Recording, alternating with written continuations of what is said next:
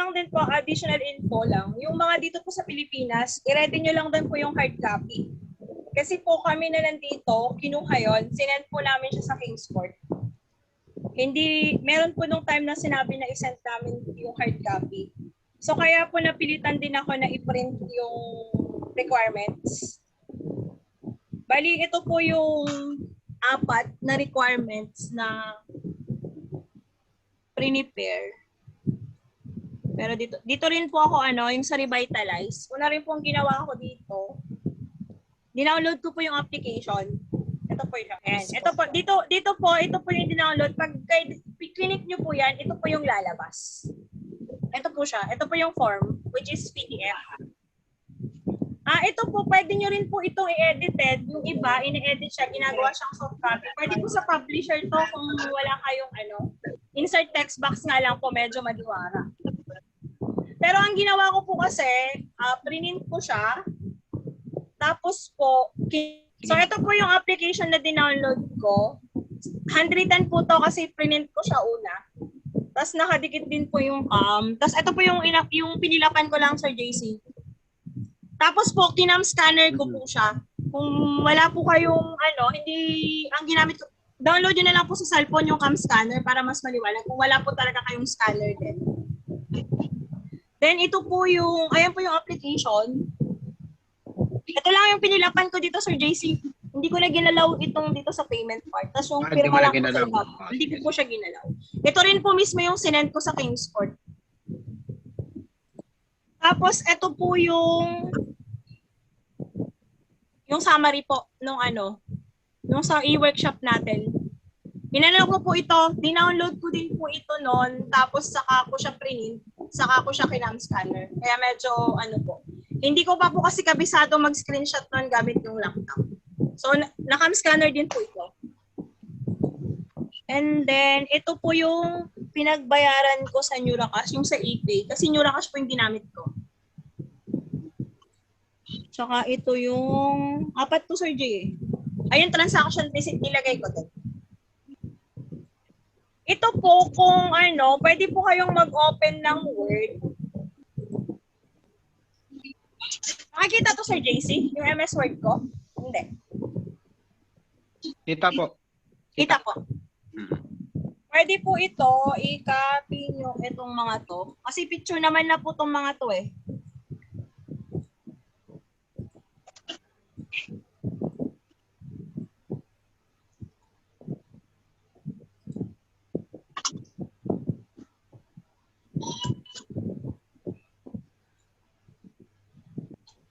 Para magkasya siya.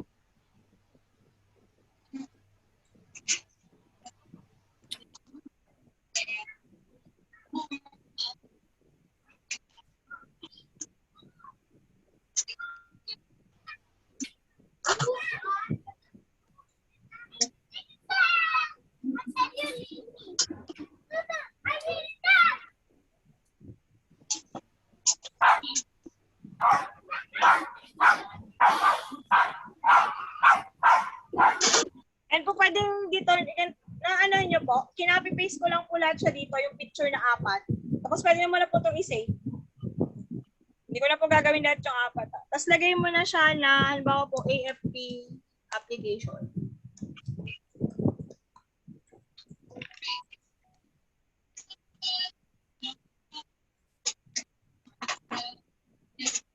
Tapos, balik po tayo dun sa Revitalize.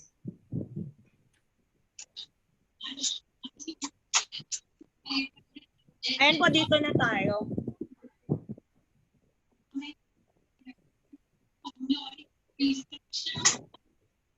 Automatic din sa Kesto to, sir, di ba?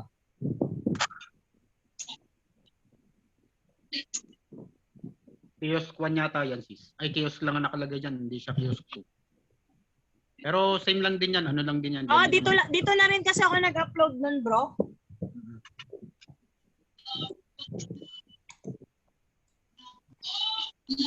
Pero ako nun, bro, inalaw naman, ang in-upload ko lang nun yung application.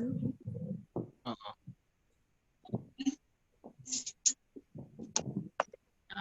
Ayan, 1.5 siya automatic, bro. Tapos magne-next ka lang po.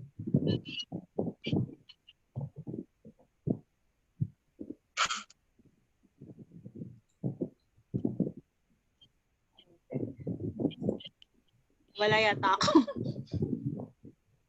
Yan, back. Yan. Finish. Ay, ilagay nyo na lang po pag hiningi yung email.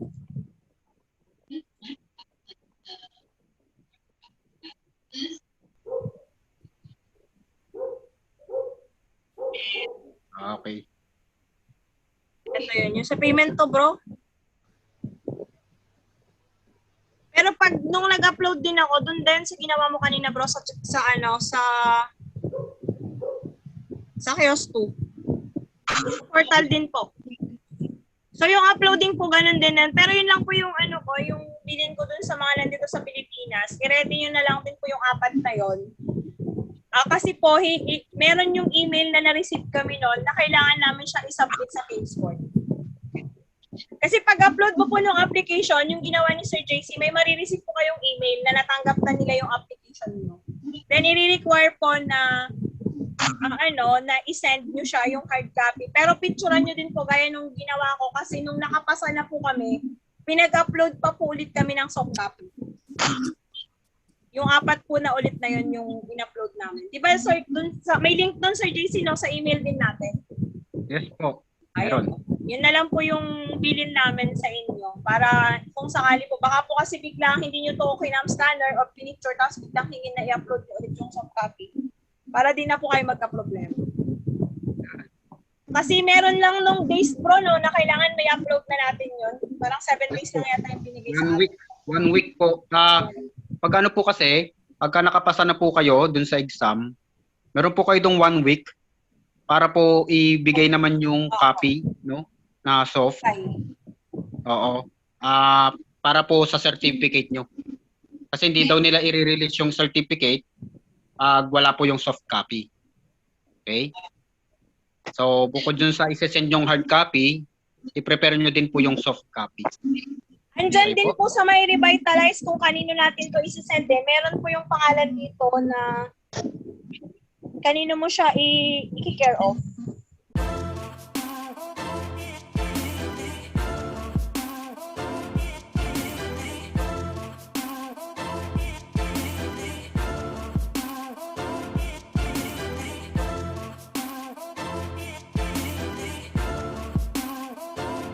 Ayan po pala kay Ma'am Chona siya. Kay Ma'am Chona Banya. Chona Banya. Apo. Pero ito pong address, hindi po kompleto to. Meron pong akong nahingi nun na yung mismong address ng Kingsport. Hindi lang po ito. Tapos ilagay nyo na lang din po tong number na to kay Ma'am Chona. Tapos i-notify po kayo ng LBC kung na-receive na nila siya. Pero mostly po sa mga nasa Pilipinas po yun hiningi. Kasi Sir Jay, di ka naman nagpasa ng hard copy, no? Hindi po. Yun yung i-discuss ko sa kanila after nyo po. Sige po. Sige, sir. Okay na, sir. May tanong pa ba sila doon?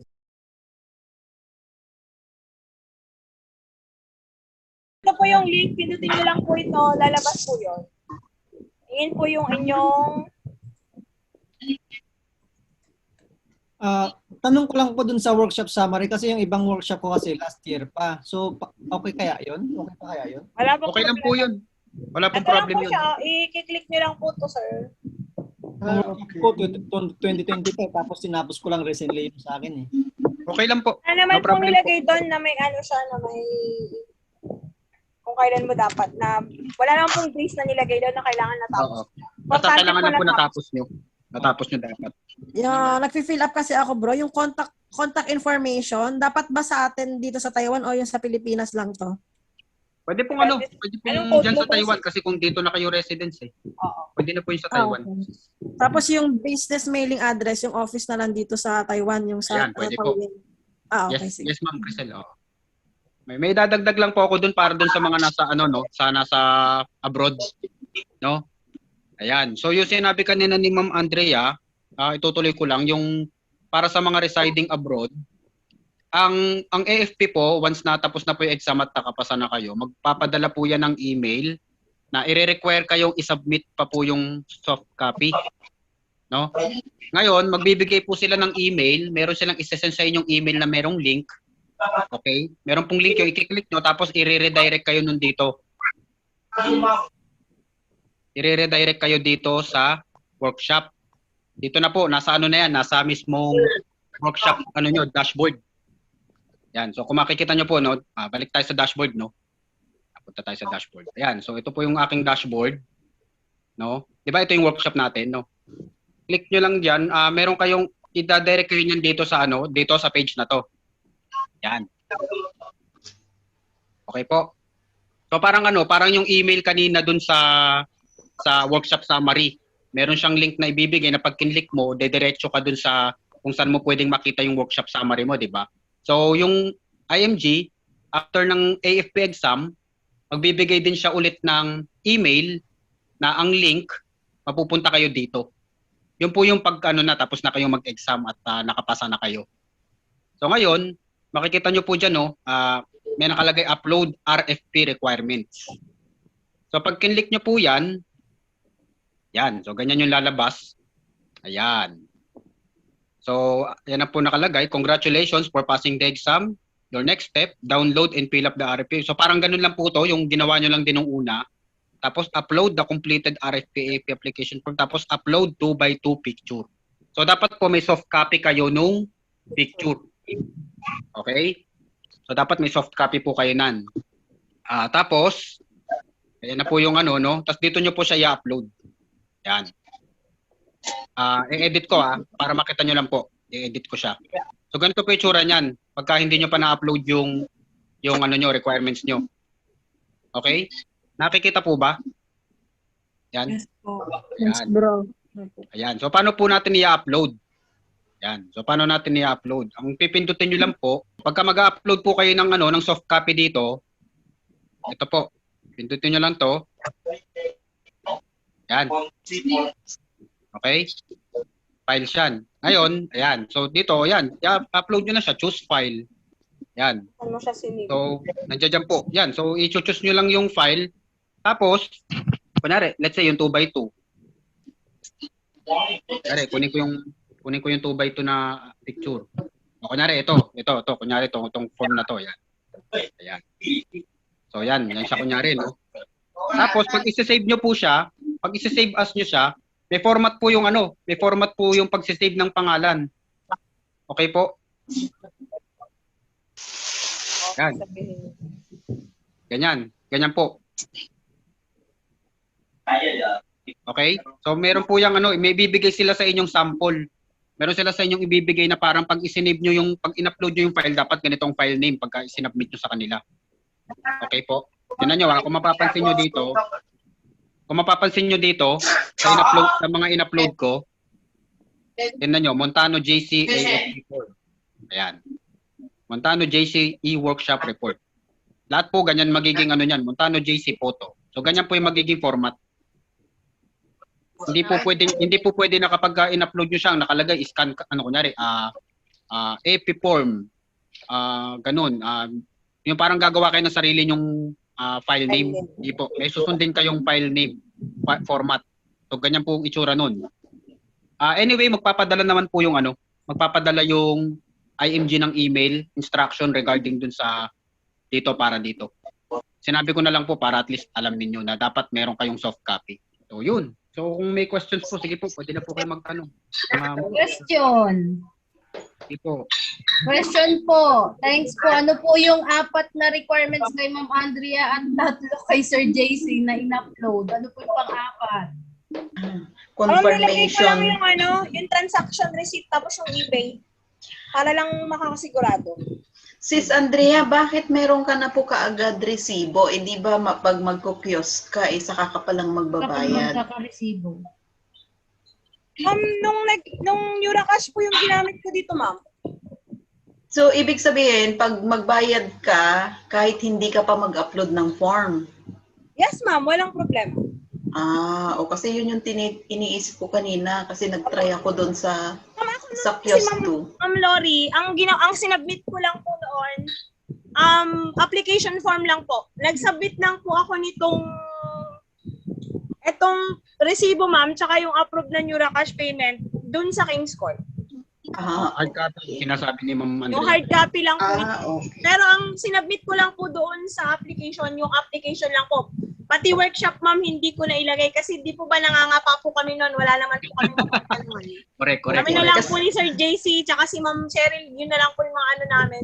Kaya para po makasigurado, dahil lang hinayang naman kami kung maging reason, pinagsama-sama pa lang po namin yung pwede namin ipagsama-samahan. Okay po. Kasi nung nag-kiosk 2 ako, naghihingi po siya ng i-upload mo nga may i-upload ka. Kaya nga kanina nung pinakita mo, sabi ko paano kaya siya nakabayad muna bago mag-upload ng requirements na yun nga po. So pwede pala yun. Pero naka-ready na to nun, ma'am. Kaso ang in-upload ko lang dahil hindi ko naman alam na minsanan lang pala siyang mabubuksan. Wala nga po kaming alam, di ba? Nangapalang po kami. Application lang po talaga, ma'am. Tapos hindi ko rin alam pa nun kung paano ako mag-fill up ng form. Kaya yun lang yung nagawa ko rin paraan. Print ko siya, sinulatan ko siya, nilagyan ko siya ng picture, kinam-scanner ko, nilagay ko yun sa messenger ko para mailipat ko sa laptop ko. Ganun ang ginawa kong pagtsatsaga. Kasi tinatamad naman po ako mag-connect-connector pa na ilalagay ko sa laptop yung nasa cellphone. Hindi na ako mahilig gumamit ng Bluetooth. Sinesend ko sa messenger, dina-download ko siya. Tapos saka ko siya nilalagay sa folder para madali lang mag-upload, madaling maghanap ng file. Ang totoo nun, Sis Loretta, yung kahit ako, nung nag-upload ako, ang in-upload ko lang form. Na-upload ko lang talaga form. Ngayon, kaya tinuro po namin to para maiwasan na yung yung hassle. Yung nagkagaya namin. Kasi, yung mga mali namin, wag niyo nang gawin. Kasi na-hassle po kami Kasi sa totoo lang ako, nung nag-send ako ng form lang, nag-email pa sa akin ulit yung IMG na kulang yung ko. Kaya, Opo, kasi walang nagturo Opo, kasi kapakapa lang talaga. So yung kapakapa lang po namin. Kaya tinuro namin tinuro ko na yung 3 na yung i-submit nyo, yung sama-sama na siya, yung form, na may picture, tapos summary report, tapos yung proof of payment nyo, tapos inisang file ko na lang siya sa scan copy, para pag in-upload nyo po siya dun sa kiosk 2 events, isang uploadan lang kayo. Kasi yung nangyari sa akin, in-upload ko lang form Kaya yun. Yun. So, para po sa... Sir JC, ask ko lang po, saan makikita yung link para sa Reba? Ayan. Email nyo po. Sa may revitalize po. For your information lang po, dun sa soft copy, ng picture. Para paano nyo po malalaman kung ang soft copy nyo is 2x2? Okay? Sample. Share screen lang ako, Sige po. Para sa kaalaman lang po ng mga So, mag-open ako ng pic. Yan. So, kunyari ito. Paano nyo po malalaman kung 2x2 ang sukat niyan? So, para po malaman ninyo, punta kayo dun sa details. Click nyo lang to, Click nyo lang yan. Ay, sorry. Yan. Click nyo lang yan. Okay? So, nakikita nyo, details, set as wallpaper, tapos print. So, pindutin nyo lang yung details. Ang itsura po ng 2x2, 600 by 600 pixel. Okay po? 600 by yan po yung size ng 600 2x2. by 600. Opo. Pixel po. Pixel ang po niyan, ang unit ng niyan is pixel. Okay? So yun po, yun lang. Para sa mga magkaroon kayo rin po ng ng idea. Kita nyo dun sa application ng e-app. Sa e-app, pag nag-process tayo ng application online, dun sa pinakababa, kita nyo yung pinakababa. Wait lang. Kita nyo ito. Di ba, fill up tayo dito ng application. No? Yeah, dapat i-click yung subscribe. Opo. Makikita nyo ito na box to. Subscribe. Yeah. Yung pre-process yung sa atin. Kaya dapat kiniklik yan. Nakaka-receive ng email, newsletter ni IMG, hindi ito na-click. So, yung mga hindi nag-click dyan, hindi nila matatanggap. Walang makaka-receive. Kung meron po kayong ipaprocess ngayon, we recommend na i-click nyo po ito. Yes. Opo, para makatanggap po sila ng mga email. Ayan subscribe to site newsletter, sabi niya. With a grateful heart, I count the blessings that flowed in through the years. Through all the joys and pains and through the tears, you were there for me. Together we've grown